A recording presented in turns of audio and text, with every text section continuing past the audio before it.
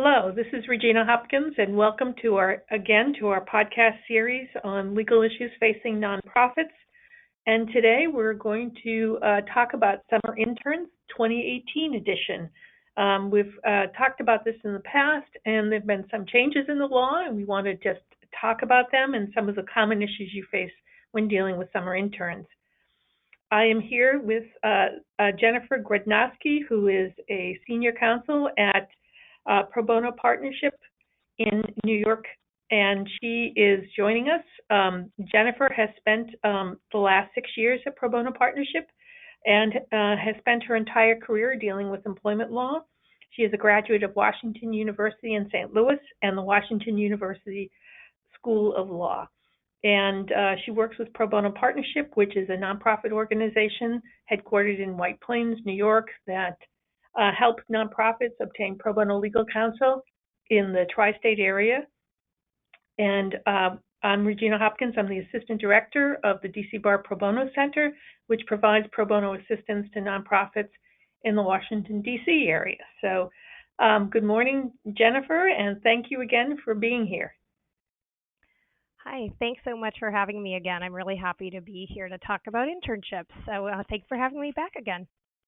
Yes, it's this time of year. I listened to our podcast last year, and I made a joke about will it ever get warm, and I feel like I can make the same joke this year. But it is at the end of April, and it's people are going to start seeing summer interns arrive in their doorstep in the next 30 days or so. So we wanted to just talk a little bit about the rules governing summer interns in particular, but internships in general, I suppose. And so the first question we want to talk about is, what is an internship? That's sort of everybody kind of knows what it means, but we thought we'd just make sure we understand what the ground rules are. Sure. Well, officially, an internship is any official or formal program to provide practical experience for beginners in an occupation or a profession. And what that really means is that internships are a way in which a student can spend some time working for an organization in order to learn skills that will supplement their educational experience and be useful to them in future jobs. Mm-hmm. Now, we talk about, and we'll talk about it in a lot more detail, about the benefits to the intern from the internships. And so the next question is, what are the benefits for a nonprofit? Why do you want summer interns? Especially, as we'll discuss later, they can't do a lot of grunt work for you. You have that stack of filing that you've never done for the past 6 months. It's not something that's really designed for an intern. So if you could sort of articulate what you think the benefits to the nonprofit are from having summer interns, that would be a good place to start too, I think. Sure. I think there's a number of reasons why a nonprofit might want to have an intern. First, an internship is a good way for the nonprofit to help future nonprofit leaders gain experience in the sector. Second, it can be a great opportunity for nonprofits to have another person helping the organization with the substantive aspects of their mission, doing research, projects, things like that. Also, interns should have a mentor or a supervisor, as we'll discuss later. So it can be a great opportunity for someone within the organization to hone some of their managerial skills as well. Of course, as you already mentioned, and as we'll go into more detail later, the intern needs to be the party that benefits the most from the internship program. So the nonprofit, but the nonprofit can certainly get some benefits from hosting an intern, so long as the focus of the internship is on the experience for the student. Mm-hmm. Now, occasionally you hear people make a distinction between paid versus unpaid interns. I think in the nonprofit sector, you typically see unpaid internships. But does that make a difference in terms of whether someone's paid or not? Yeah, it does make a difference. You're right. Most nonprofits do use unpaid internships. And if your organization does, then the organization needs to make sure that it complies with the requirements of unpaid internships, or trainee programs, as they're often sometimes called as well. Otherwise, the organization risks running afoul of the Fair Labor Standards Act, which is a federal law that governs wage and hour matters, as well as other state wage and hour laws.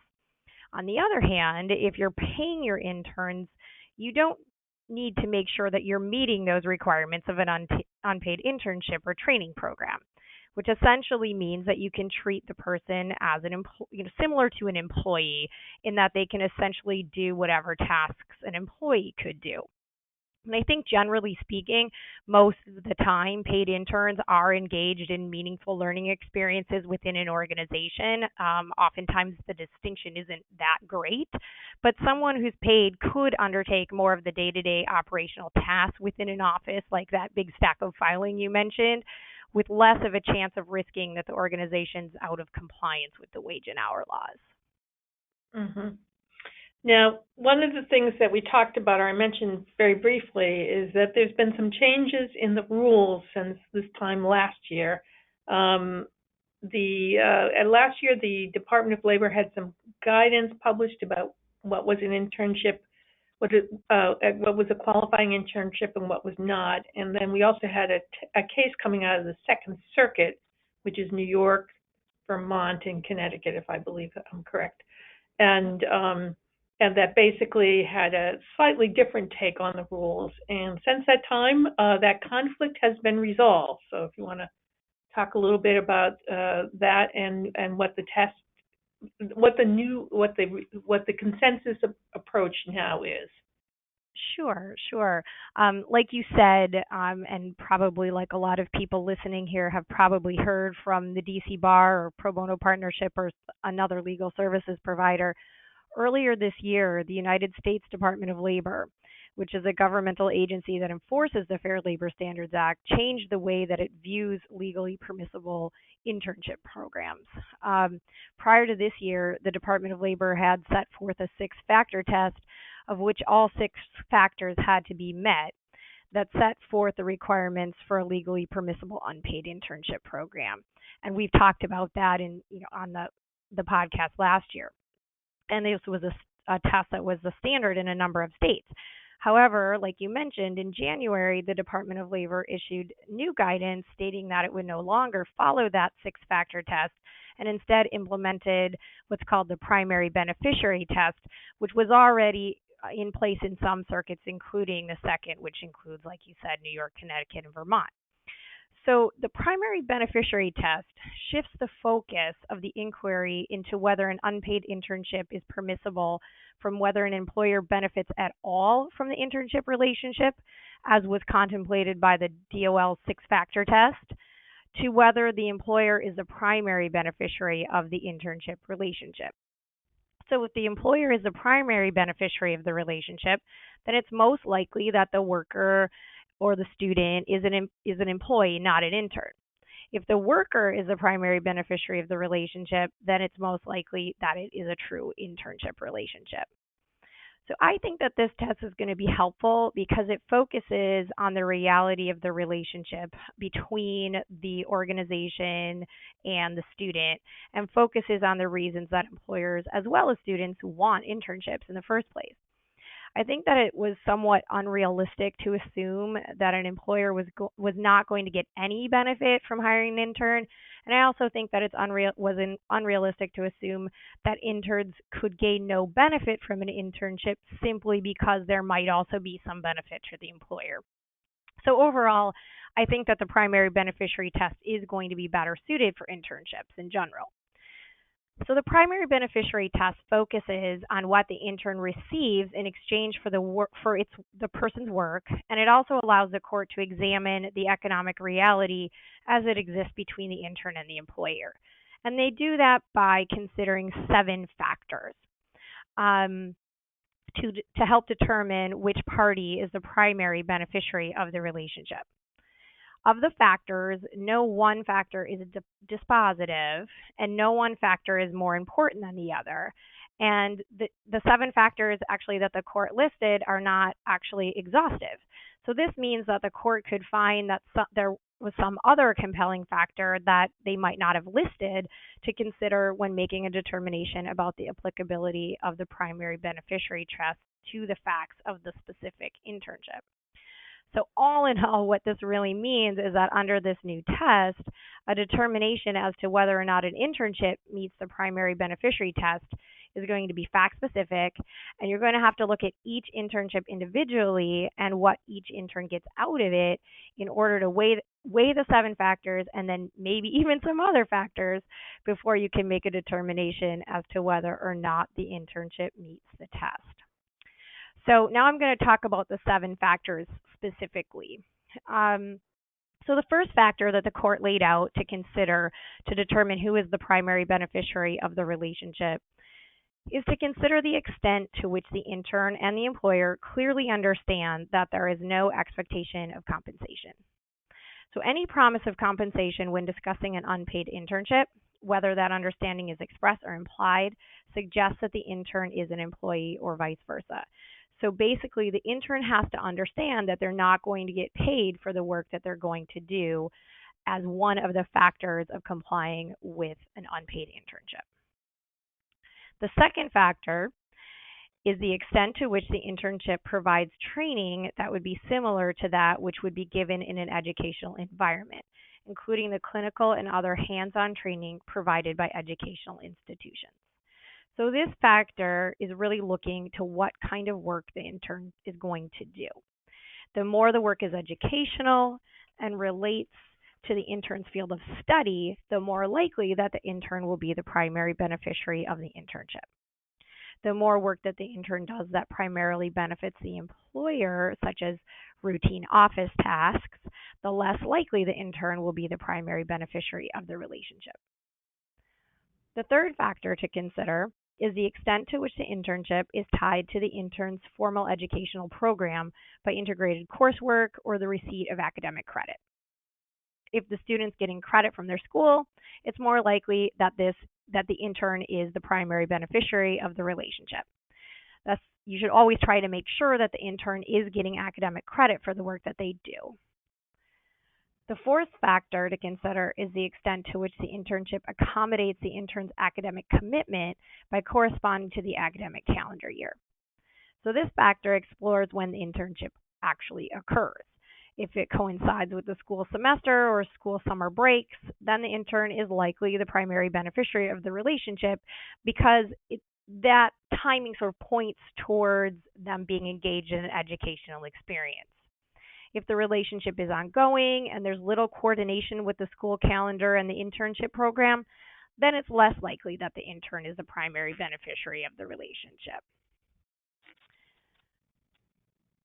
The fifth factor to consider is the extent to which the internship's duration is limited to the period in which the internship provides the intern with beneficial learning. This means that the internship should be tailored towards an experience in which the intern is learning about the field in which the internship takes place.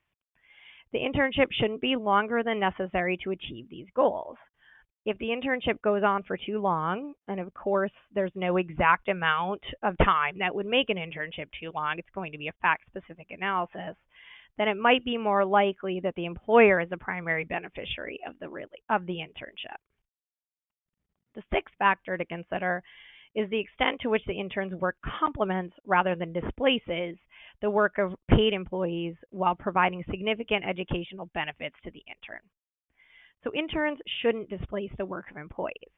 Interns should receive specialized training in their field that they should be able to use, and they shouldn't be used to fill in staffing gaps or complete work that you don't want to pay for. Again, an internship should be an educational program for the student, and employees should be working with the student to provide training and guidance in the field. And then the final factor is the extent to which the intern and the employer understand that the internship is conducted without entitlement to a paid job when the internship concludes. This is essentially, you should tell that your intern that they're not guaranteed a job at the end of the internship program. So that's really the summary of the primary beneficiary test that will be applied going forward. Mm-hmm. It's almost like you have to compensate the intern some way, either by paying them or giving them something else of value in exchange for their time, I think, in some way. And that's the experience, the training, in their field.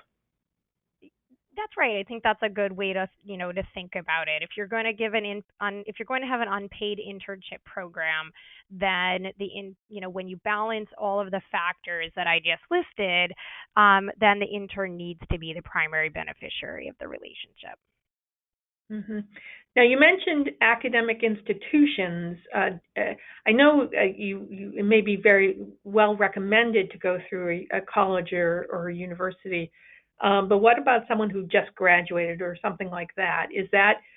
How important do you feel having the tie to academic institutions is, or can you do something following someone's graduation, or gap year is another one you sometimes see? Sure. It's not an absolute requirement that the internship be tied to an academic institution or that the student be getting credit for the internship. But, at the same time, it is an aspect of 2 of the 7 factors under the primary beneficiary trust. So I certainly think that it helps to make the case that the intern is the primary beneficiary if they're getting credit from school. So I think it's the preferred method, but I don't think that it necessarily precludes your ability to use interns after they graduate or if they're doing a gap year or something like that. But I do think that it certainly helps. And if you can find some way to arrange it via a college or university, then that is the way to go. I think so, yes. Yeah. That sort of leads into the next question, which is what's the best way to structure the internship to meet these rules in terms of documentation, supervision? We've talked a little bit about tasks that you want to give the intern and how much productive work, i.e. how much benefit does the employer get. So if we can sort of touch a little bit, at least on starting first with the documentation. Sure. I think as I've said, a number of times, the determination about whether or not someone is properly classified as an unpaid intern is a balancing test of a number of different factors. So there's no ironclad way to determine whether you've classified your intern properly. But I think as you've alluded to, there are a number of things that you can do to help minimize your risk when using unpaid interns. So first, I think that one of the most important things, as we've mentioned before, is the documentation or evidence of attendance in an educational program. So if an intern can show that they're enrolled in school, that certainly helps. So if your intern is enrolled in school, then I would suggest that you ensure that the intern provide you with documentation of attendance at school or college or whatever it may be that they're in. In addition, if you could ensure that the internship runs concurrently with the school year, that helps as well. Second, I would put in place an educational experience for the intern, and I would document the way in which your organization is going to create that kind of educational experience. One good way might be to have an intern work on a specific project in which they're going to have to use the skills that can be generally applicable in the workforce. For example, a legal intern might be asked to write a research memo or learn basic research and writing skills that they could use at law school as well as when they get their first job. So I suggest that you keep records of what the intern worked on during the internship, including drafts and any feedback or advice that you provided for the intern. You may also want to hold a final interview session with the intern where you go over all the projects that they worked on and you give advice on how successful they were or where they could make improvements, and keep those documents. So essentially, if documenting all the ways in which you're teaching the intern, I think it can assist in showing that the internship was an educational experience and that the intern was a primary beneficiary of the relationship. I also think it makes sense to, go ahead. I was going to say, and I was thinking, do you want something in writing as well about that it's not paid and there's no offer and payment going forward? Would you want that documented as well? Absolutely. And I was, so certainly, I, typically suggest having an offer letter when you start, when the intern starts, that lists, um, who they're going to report to, and then states that they're not going to get paid, and then have have the intern sign it so that there's clear evidence that they know that they're not going to receive payment during the internship. I also suggest putting an end date on the internship. Typically that makes a lot of sense if it's running concurrent with the school year because presumably they're going to have to go back to school, but it also helps to facilitate that last factor of the primary beneficiary test, factor 7, which states that there's no guarantee of employment after. Again, it's not directly evidence of it, but I think it helps show that the intern understands that the internship is of a limited duration. I also think it makes sense to assign the intern a mentor, as I mentioned. Again, documenting that you have assigned a mentor is also important. The mentor should be somebody who has the time and the inclination to help the intern, to be available for feedback, to review work product, and to meet with the intern to make sure that they're understanding, where they're doing well and where they could make improvements. I think that the person should record the type of work that the intern's doing, and then, of course, keep documentation of any substantive conversations about the intern's work product. I'd also suggest only allowing unpaid interns to perform limited office tasks or other tasks that directly benefit the organization. Typically, that's, your kind of routine filing, office cleanup, and those sorts of things. It's okay to let an intern do a little bit of that, but it certainly shouldn't be the focus of the internship. And, I would suggest keeping that as limited as possible. And then, of course, I suggest focusing on teaching skills that are transferable to the, general workplace, and that can be used in different working environments, not just your office. One of the things, we talk about is, work that's productive, but in some ways, I think when you look at the factors, they talk about things that may actually not only help the nonprofit but maybe add some cost element to it, and that has to do with like the shadowing of somebody else or taking them to meetings where they're not necessarily important, but that will be educational for them. Just that sort of idea that it's to provide them with those types of assignments as well. Agreed. I think they're in the old six-factor test. The Department of Labor sort of said something along the lines of it might actually be a detriment to have an intern because the internship is sort of costly to the organization. And I think that's the type of experience that they were focused on, what you mentioned, in that, it certainly isn't necessarily productive to have interns all the time because you have to have someone focused on them and teaching them. They might be shadowing, going to meetings, or sitting in on phone calls where they're, just essentially watching what someone in the organization does. But that's really where interns learn the most. And so I do think that those are important experiences to try to incorporate into an internship if that's possible. Okay. One of the things, when you think about it, we're nonprofits, we have volunteers all the time. And, we don't think of ourselves as being subject to these restrictions with our general volunteers. So I guess the question is, what's the difference with an intern versus a volunteer? Why do the rules feel a little bit different for a volunteer than they do for an intern? Sure. So, as you know, volunteers can only be used for nonprofit organizations. Volunteers can't be used in for-profit workforces. Interns can be used in both nonprofits and for-profit workforces. And volunteers are individuals who freely donate their services, often, on a part-time basis, for public service, religious, or charitable purposes. And typically they're doing it for their own personal purposes or pleasure, and of course they're not going to get paid for it.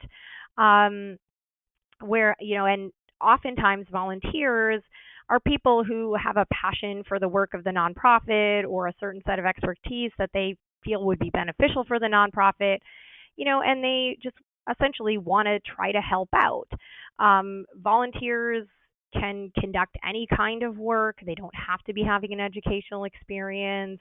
You can put them to work doing essentially whatever you want, and there's no expectation on the volunteers side that they're necessarily going to gain anything from the volunteer experience. Particularly, they may not gain anything more than the nonprofit does. Essentially, nonprofits benefit more from volunteers than volunteers may from the nonprofit. So, generally speaking, obviously, volunteers gain, sort of satisfaction that they're helping out an organization or a cause that they, likely feel passionately about. But that tends to be the outcome of that relationship. Whereas on the flip side, an internship is intended to be an educational experience, and the intern should be getting some benefit, in fact, more benefit out of the relationship than the nonprofit is. And so the nonprofit's going to have to expend some time and energy and money to assist to assist the intern in a way that they might not have to do so with a volunteer. So that's sort of where I see the difference. Of course, it's possible that an intern can be unpaid, but in order to do that, you need to make sure that you're providing that educational experience that we've been discussing throughout the podcast. One of the things I always also think the difference with a volunteer is volunteers come and go. They can, there's no, an internship is much more structured. They have to be there at 9. They're supposed to be there till 5. And, just the structure of the relationship is a lot different. The expectations are a lot different. Whereas volunteers, they come on Saturday, they don't come on Saturday. Something comes up, so they can't make it. Absolutely. And, internships tend to be much more akin to, tied to the regular work day. Of course, they're supervised. Volunteers typically aren't supervised. Maybe they'll have someone they have to check in with, but they're, can kind of do what they please, and like you said, kind of come and go. Whereas interns don't have that same flexibility. Mm-hmm. And that's why you have to provide the extra benefits to them, is because you can impose more standards on them than a volunteer. Exactly. Mm-hmm. One of the things I get a lot from people who have interns is, the summer has come to an end, and the person's been a great intern. They've shown up early, they've been on time every day or early, they've worked really hard, they stayed late, they did everything you asked, and they want to give them something at the end, a gift card or something, a stipend, some compensation at the end of the summer, or maybe even as the summer is going along, to sort of reward them for all they're doing. And just knowing as a tax lawyer that can be very fraught area. Mm-hmm. So if we could just spend a moment talking about what do you do when you have that impulse to give something to the intern to recognize their services? Sure. I'd suggest, sort of thinking about it carefully. Of course, if you're not paying an intern, you want to be careful, sort of on a hourly basis, like you normally would an employee. You have to be careful about providing a stipend. However, you can do it. But you need to make sure that you're only paying the stipend upon the completion of the internship program. You can't pay the person as they go along, because otherwise it looks more like they're an employee. Instead, what I'd suggest is stating that the stipend is payment for completion of a program or of the internship. So that necessarily means that if the intern doesn't finish the internship program, then they don't get the stipend. They would have to complete all the criteria associated with the internship. If you're going to use a stipend, I'd suggest that you clearly state in the intern's offer letter that they're not going to be paid for the work that they're performing, but instead they're going to receive a stipend upon completion of the program, and then they would of course receive it after that. Another thing, is that there are some institutions, some schools will provide stipends through the school. So I also suggest that when you're working with an unpaid intern, that you explore that option to see if there might be a way in which the intern could get some sort of compensation through their educational institution. I would add one other, two things. The tax lawyer in me feels compelled. A gift card is the same as cash for those who feel like, we just gave them a gift card. Well, as far as the IRS is concerned, that's the same as cash.